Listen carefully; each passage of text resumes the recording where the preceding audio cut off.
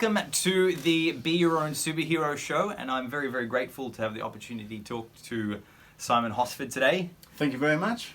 Welcome. Pleasure. Welcome Absolute to the show. pleasure. Yeah, cheers. And so we've got Simon on the show today to share with some insights about what it's like being a professional musician, touring around Australia, what it's like sort of on the professional level of things, how that works and the dynamics, and a little bit about his story. Yeah. And where he's come from, and maybe some tools around sort of the mindset side of things and how he's developed his career and going from there. Great. Cool. Happy to help. Awesome. So, why music? Like, what was that thing? Take us back. Right back. I think I was sort of pretty fortunate in that my parents could see that I was into music when I was really young. Yeah. So, you know, they would catch me sort of when I was a baby, like lying upside down under the curtain weights, you know, singing into those. Yeah, right. And then, you know, when I was maybe, I don't know, 3 or 4 years old or something, they'd have the radio on during the day, and I would just sit there in front of the radio. So I think they thought I was either a bit on the spectrum or I liked music, you know. And so, you know, I was lucky because I guess, you know, anyone else, their parents might not have recognized that. So when I was about 5, they said, did I want to get music lessons? And I said, yeah. Guitar, please. Yeah. And that's it. And so I started having guitar lessons from about the age of 5. Yep. And went from there. And, you know, I enjoyed it straight away. And but really, I think what sort of drove them crazy but was more interesting for me is I was enjoying the lessons, but of course at that age you're sort of painting by numbers a bit. Mm-hmm. With the material, you know, learning how to read and playing, you know, Bar Bar Black Sheep and all of this stuff. But I was straight away like sort of trying to make up my own chords and jamming and and trying to imitate the things on the radio and you know, and of course I would just play my parents' vinyl collection like from A to Z, and then when it was finished I'd just go back and start it again. So so that's really the beginning of it. Yeah. And when, like, what was that sort of point where you realised that this was going to be a career for you? Like, were you in your teenage years? Was it like 20s? I guess so. Yeah. The passion for it never sort of faltered or waved. You know. So, you know, I was into it the whole time when I was in primary school, and then you know I really wanted to play electric guitar. So. And because I started out on nylon string, maybe I should say that, but my old little classical. But I really wanted to play electric guitar. I really, you know, like the high energy stuff that I was listening to.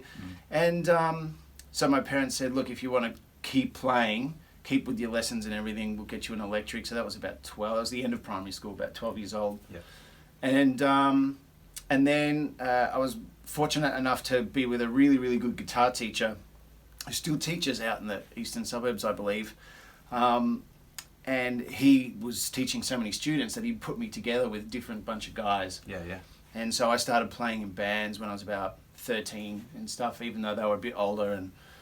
And I think it was around then that I realized, you know, I really don't want to do anything else. I was lucky because I started young. I was sort of good enough that I could see that, you know, if I kept it up and I worked hard at it, I probably could be good enough to try and make a career out of it. Yeah.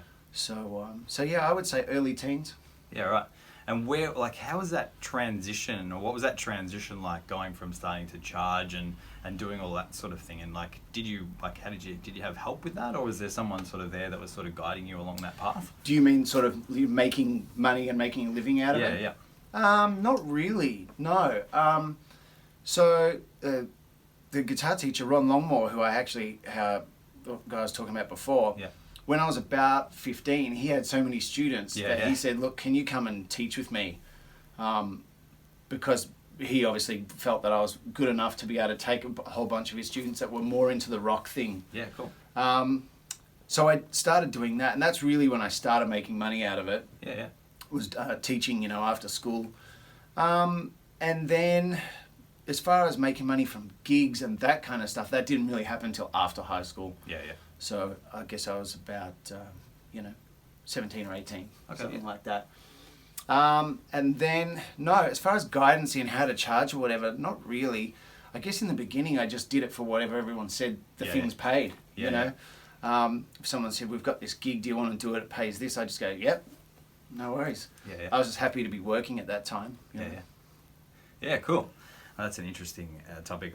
I've over the last few months, I've been interviewing a lot of 20-something musicians that like their dream is to be able to like take their careers to be able to, well, their dream career in many different ways was being able to be financially stable, start a family, own a house, and still do their art.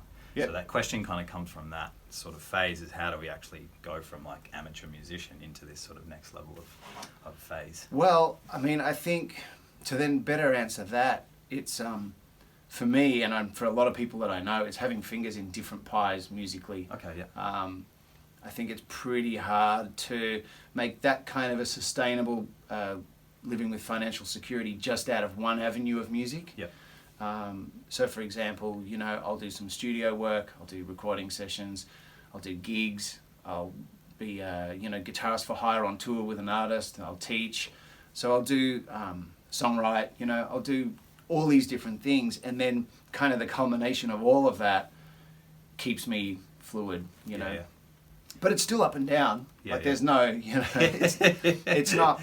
I mean, I would say that because you know, I have students too that ask me exactly the same question, and they might even say something specifically like, you know, what advice can you give me on making a living as a session guitarist? And my answer to that is, it's pretty tricky actually, and probably more so now than back in the day. Yeah. I think in the late 80s, 90s, the session scene was good enough that you could pretty much be like a gun for hire, so to speak, and make a good enough living out of it. Yep. But there's not that many recording sessions, you know, anymore, because most people can play guitar good enough, if they're a producer or a keyboard player or whatever, to put simple guitar parts down themselves. Yep. You know, so that's hence the having your finger in a whole bunch of different pies. So it's more looking at like an entrepreneurial sort of thing. It's like, what are my skill sets, and having these sort of different avenues to sort of make a career. Is that kind of what you would suggest as a sort of pathway? Like where 100%, yeah. And I think especially valuable is having an intuition for what your strengths are. Yep. You know, because then that's a no-brainer for that would be where you'd put your focus. Maybe not all your time. Like I said, you might have a couple of other little avenues of income from music, but that would be like, okay, I'm really good at that. Not only am I good at it, and people seem to think so, but I enjoy it, because that's obviously really important. Yeah. So, and having an intuition for what that thing of yours is that you're good at and enjoy, because I think that's having that combination means that it's sort of pretty natural then to be able to make money out of that, and people sort of gravitate towards you. You know? Yeah, and I think a big thing too is also finding out what people need as well. Mm-hmm. So like, you know, for me, I was like, when I first started my teaching business, I was like, sweet, I'm going to teach, you know, how to be dressed in glitter and, you know, go crazy and be a rock star and all those kind of things. And it took me a few years to realize that that's not really how it works. And most of the income was coming in from kids who needed to play AC/DC songs or Harry Potter, or, you know, football theme songs are real popular. And so, finding that passion, but also finding out what people actually need to. So I think that would probably... Absolutely. And, you know, I think that, you know, if you're someone that feels like you can do some good and provide a service, because really that to me is what not just music, but in anyone's passion job, you know, at the end of the day, what you're doing is providing a service.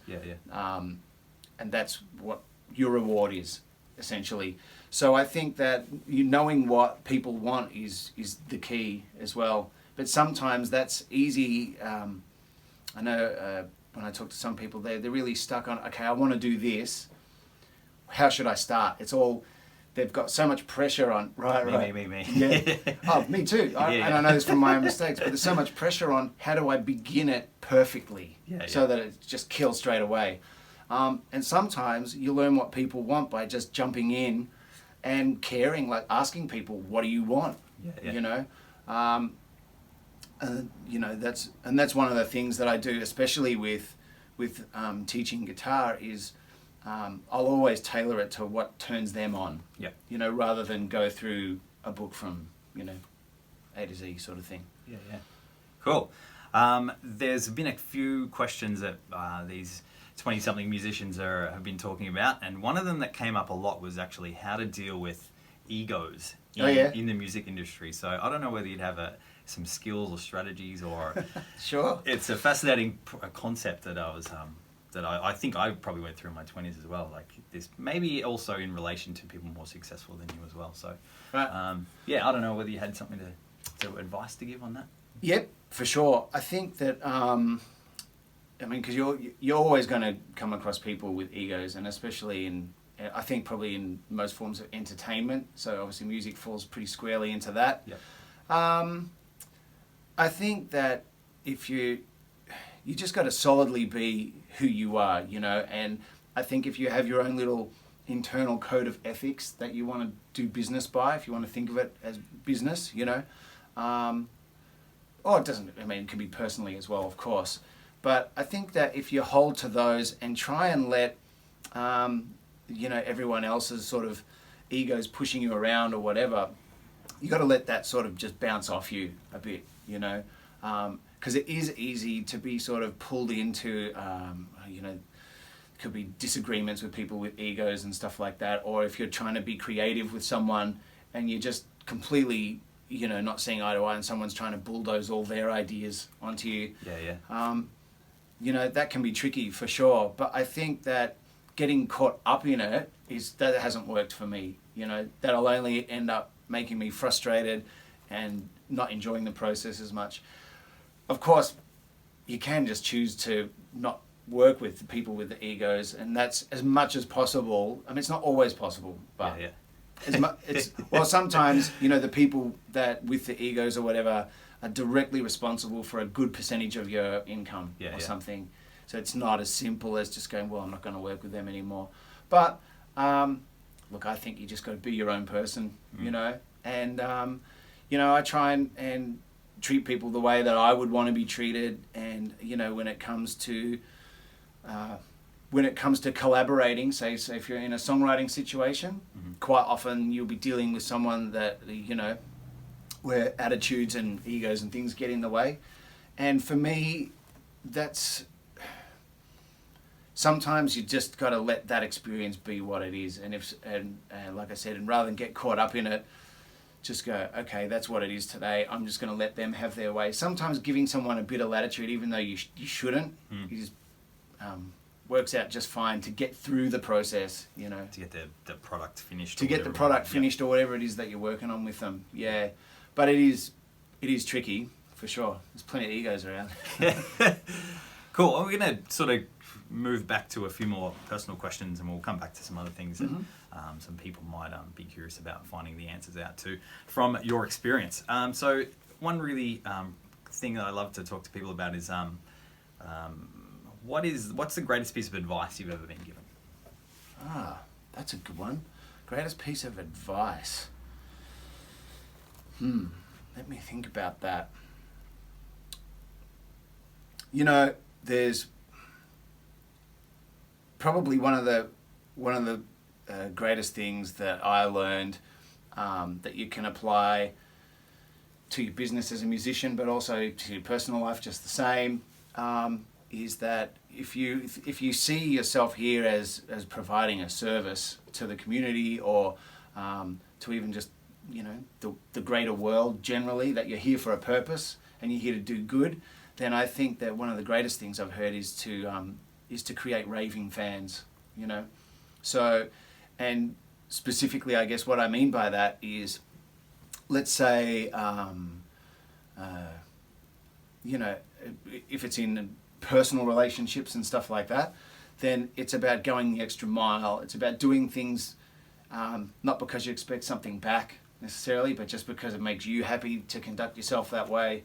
And then, I suppose if it comes to music and business, then it would be to do things that that no one would expect you to do. Go the same thing, go the extra mile, try and provide a service that no one else is providing. And so, I think that's pretty good for all of life, create raving fans. Yeah, nice one. Create raving fans, everybody. What's the nicest thing someone else has ever done for you? I've been lucky. I've had some people do lovely things for me. Nicest thing. Well, I can think of one example musically, which was years ago. I was touring with Tommy Emmanuel, as sort of his right-hand electric guitarist, Yep. and so the tour had finished, and I had a crap beat-up acoustic guitar at that time. So before the tour, we were rehearsing just at his house, just casually, you know, and he said, "Oh look, you can't be using that thing with me, you know." And I was like, "All right." And he said, "So there's these 6 acoustic guitars," and he had 6 completely different acoustic guitars kind of lined up on the couch. And he said, "You know, why don't you have a play of each one, see which ones you like the feel of or the sound of, or which ones just kind of speak to you generally. Yeah, yeah. And you could use that on the tour." And I was like, "Wow, okay, cool, that'd be great." So I did that, found one, used it for the tour. The tour finished, and then one Sunday morning, and I think I was still up entertaining with a lass from the night before, and there's a knock at the door, you know, like 8 o'clock on a Sunday morning. Yeah, yeah. And I was like, "Who's that?" You know? So I get in my dressing gown, I look through the peephole, and it's Tommy Emmanuel standing there. Yeah, right. And I was like, "Oh, okay." So I just sort of quickly got rid of some pizza boxes or something, you know, and still in my dressing gown, opened the door, and he says, "It's okay, I can hear you're busy, but I just had a present for you." And so I said, "Okay, what's that?" And he had a guitar case there, and you know, he'd signed it and stuff, and I was like, "Oh, that's so sweet. He's got me a guitar case for my acoustic guitar, like sort of brand new case." And I said, "Thanks." He goes, "Why aren't you going to open it?" And I went, "Oh, okay." And I opened it, and it was his guitar that he let me use on the tour. He just brought it around and was a gift. Yeah, right. So yeah, that was pretty cool, and I've still got it to this day. Actually, it's still one of my main acoustic guitars. Yeah, right. Yeah. You want to grab it if you got it here, handy? I do, right there. I think that'd be good for the story. Yeah, why not? Is it in tune? Play us a tune. Probably not, but kind of.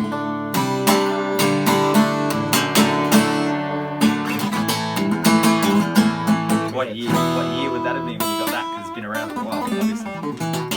Yeah, this would be 96 something. Actually, it probably says inside it. 96.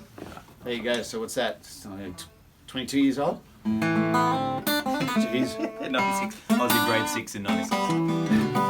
Yeah, there you go. Nice one. Cool. And what? This like we talked about this before, and I sort of gave you a bit of a heads up about this question. But what's the number one? What's the key turning point in your life? What's the most significant moment that really changed who you are? Yeah, you did mention that to me before, and that's a tricky one for sure. But I think if I had to narrow it to one thing that had, you know, ripple effects, would be probably about 15 years ago, or maybe a little bit more or so now. I was always pretty, like I did okay in school. I always felt pretty self-sufficient. You know, I felt like I was smart enough to be able to figure things out by myself, you know, which I think most people do actually. And, you know, I felt like whatever life had to offer I was cluey enough to be able to figure out. And I came to a realization actually, what year would it have been?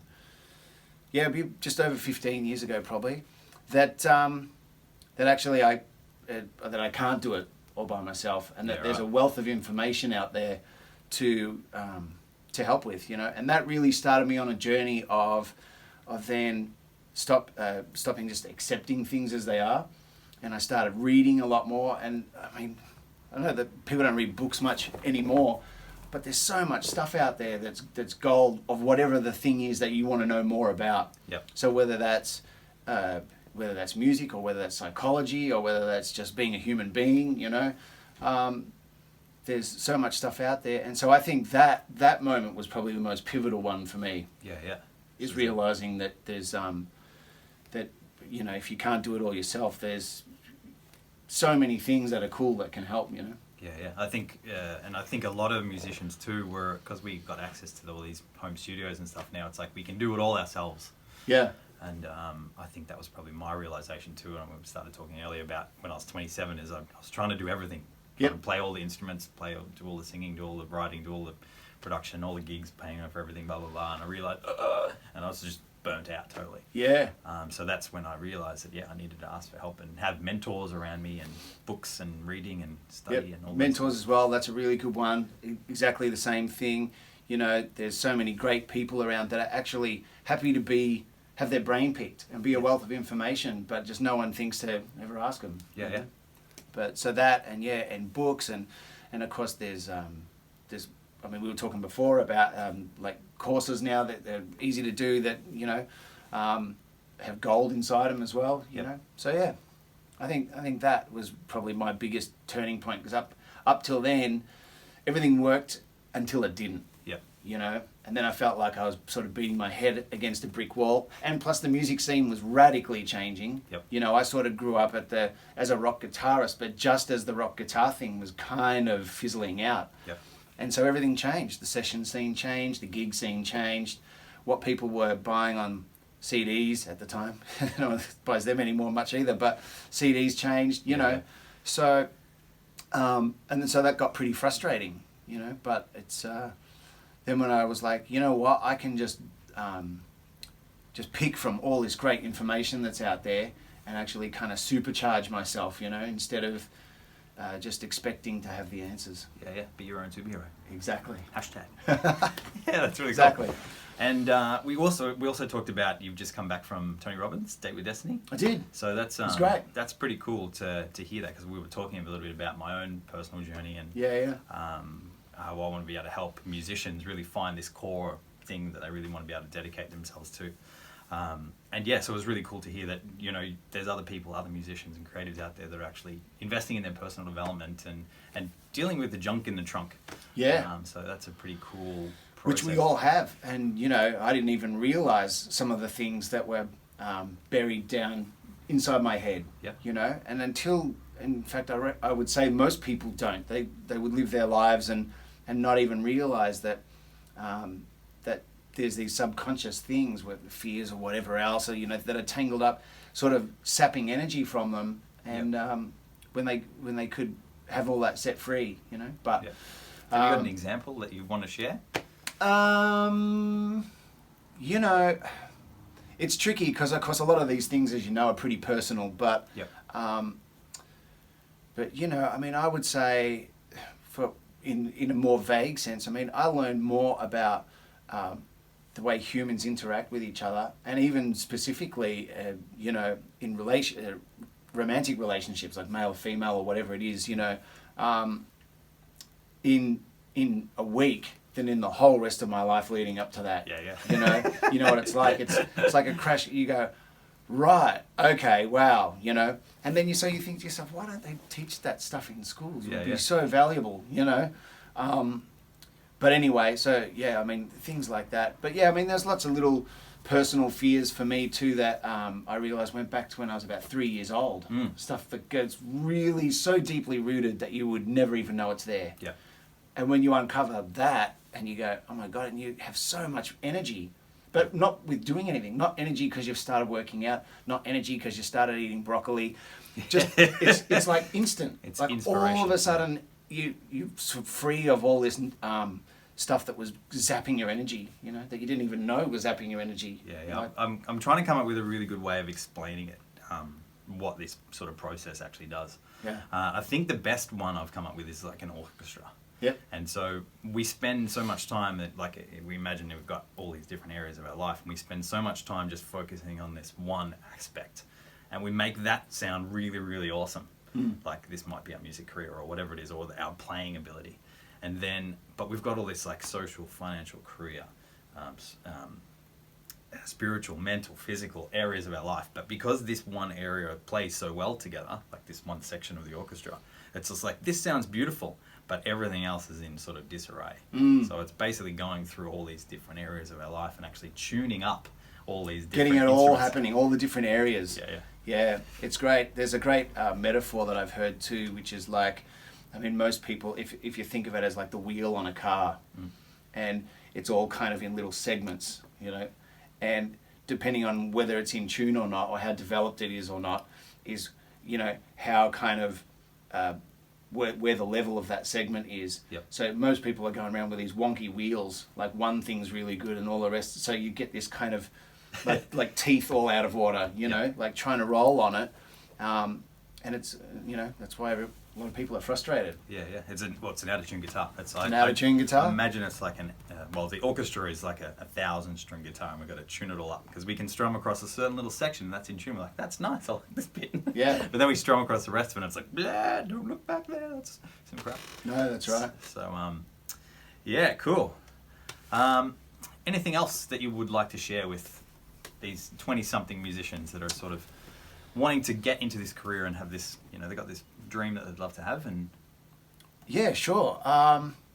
Look, it's incredibly rewarding, of course, when you do something that you're passionate about. But it's definitely tricky, and I consider myself pretty lucky. Yep. And a lot of colleagues that I've grown up with that have made a full-time living out of it consider themselves pretty lucky. But it's definitely not. It's not easy, that's for sure. So I think that you know, it's your passion that keeps you dealing with all the little bits and pieces that you have to deal with. But, you know, like what I was saying before, I think as much as possible, try and keep your fingers in lots of different pies, so to speak, you know, within the music industry. Yep. So, you know, don't see yourself, like when I was younger, I used to see myself as sort of well, this is what I do, this is me, you know, and that, you know, that became frustrating because it was really restricting. And then I realized that it was kind of a false belief anyway. Yeah. You know, it was from a belief when I was a teenager, like, well, I'm just going to be a rock guitarist and have my own original band and that's it, you know. But then you realize, but there's so many wonderful parts of the music industry, you know, that that you can collaborate with other people, do things for other people. Like we were talking about songwriting before, you know, that's an awesome thing to be able to do. And we were talking before too about, I mean, it doesn't even have to be for yourself. Yep. Like I don't songwrite necessarily even for me. You know, I write songs and then give them to my publisher, or I give them straight to an artist that I think might like it. Yeah. So that and, you know, knowing your strengths, like we were talking about, like having a good intuition for the things that you're good at and how you could best kind of serve people. And then you brought up a good point as well, of course, about finding out what people are hungry for. Yeah. You know, find out what their needs are. And if you can meet their needs at the same time as doing something that you enjoy, you're going to win. Yeah, it's a win-win. It's a win-win scenario. So that's something I've been talking a little bit about on the blog as well, as finding win-win scenarios for people. It's like, it's the same thing in a relationship, it's the same thing in music. Yep. It's the same thing with yourself, really. It's like, I want to do this thing and I want to have this, you know, maybe lifestyle outcomes, but how do you get that through doing something that actually serves other people? That's right. And helping other people get there what they want. One thing I would like to say actually on that is, I think one of the big shifts in me, which is, and we talked a little bit about how when I realized that there was nothing wrong with actually trying to find help. So whether that was, you know, mentors, books, whatever it is. Yep. But also, I think when I was younger, I thought that I was given this great gift of music for me, basically. Yeah. It was something that the gift was for me, you know. And what I realized is that it's a gift that you get to give back, because without an audience to listen to it, that's who you're doing it for. Yeah. You know what I mean? And I think that when I realized that you know, by being a creative musician, you're actually getting to give you know, positive energy and stuff back to the world. That was when you realize that it shifts your focus, and then all your decisions that you make are a little bit different. Yeah. Nice one. Well, thanks so much, Simon, for coming on board. Such a pleasure. Cheers. And until next time, everybody, be your own superhero. And if you want to check out Simon, he's doing some music lessons and production. And where's the best way to get a hold of you? Okay, the best way to get a hold of me, I'm in Melbourne, but I'll do, you know, Skype or FaceTime as well if you're not in town. Otherwise, so my email is just my name, Simon Hosford, all one word, at mac.com. Links underneath. Great. And that's the best way. Of course, I'm on Facebook, and I'm one of the only Simon Hosfords, certainly the only bald one. So you can easily find me on Facebook and hit me up with Messenger or whatever. Cool. Thanks, mate. Great. Until next time, be your own superhero. Thanks. Catch Indeed. you on the next one. Cheers.